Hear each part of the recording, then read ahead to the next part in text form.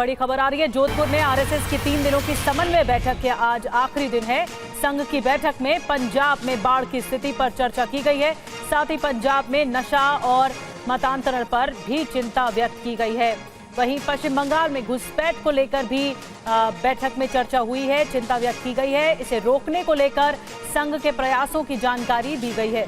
संघ की अखिल भारतीय कार्यकारी मंडल की जो बैठक यानी दिवाली बैठक 30 और 31 अक्टूबर 1 नवंबर तक जबलपुर में होगी। जैसा कि देश की सामाजिक और वर्तमान परिस्थिति के बारे में भी अपने अपने अनुभव बैठक में सभी लोगों ने बताए। जैसे पंजाब के परिस्थिति के बारे में भी अलग अलग संगठन जो वहाँ पर कार्य कर रहे हैं उन्होंने विशेष तौर पर अपने अनुभवों को वहाँ साझा किया। सभी ने वहाँ चल रहे लगातार हो रहे मतांतरण के बारे में चिंता व्यक्त की है और जिसके कारण वहाँ सामाजिक जो उपद्रव बन रहा है उसके बारे में भी उन्होंने चिंता की।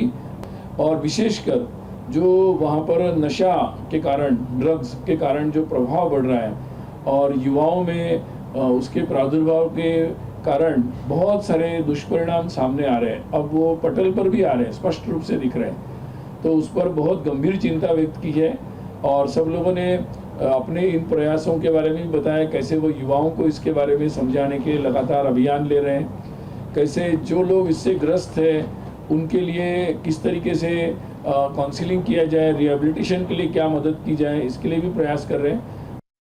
बंगाल के बारे में भी विशेषकर लोगों ने चिंता व्यक्त की है और वहाँ कर विशेषकर घुसपैठी जो प्रादुर्भाव वहाँ पर हो रहा है, लगातार बांग्लादेश की परिस्थिति जब से बदल गई है वर्तमान की घटनाओं के बाद और उसके बाद उसका एक प्रभाव वहाँ पर भी आया है। वहाँ बड़ी संख्या में जो अवैध तरीके से घुसपैठी नागरिक वहाँ रहते हैं बंगाल में और उनके द्वारा भी जो उपद्रव किए जा रहे हैं और उनके तुरंत उसको रोकना अत्यंत आवश्यक है। हिंदुओं की सुरक्षा में बहुत सारी समस्याएं वहाँ पर आ रही है, लॉ एंड ऑर्डर के भी बहुत सारे प्रश्न वहाँ पर आ रहे हैं, तो इसके बारे में भी सबने चिंता व्यक्त की।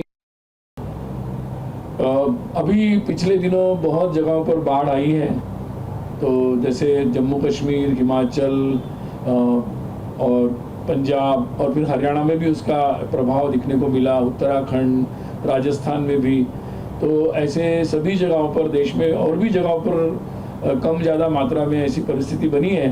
तो उन सभी जगहों पर अपने विविध संगठन के सभी कार्यकर्ता, सेवा भारती, सभी लोग अपने अपने तौर पर जो सहायता कर सकते हैं लोगों को बचाने की दृष्टि से, लोगों को तुरंत उनको जो आवश्यकता है सामग्री की उसकी पूर्ति के लिए और फिर भविष्य में उनके व्यवस्थापन के लिए उनको सहायता करने का लगातार प्रयास कर रहे हैं और उसमें स्वयंसेवक और संघ के स्वयंसेवक और विविध संगठन के कार्यकर्ता भी जुटे हुए हैं।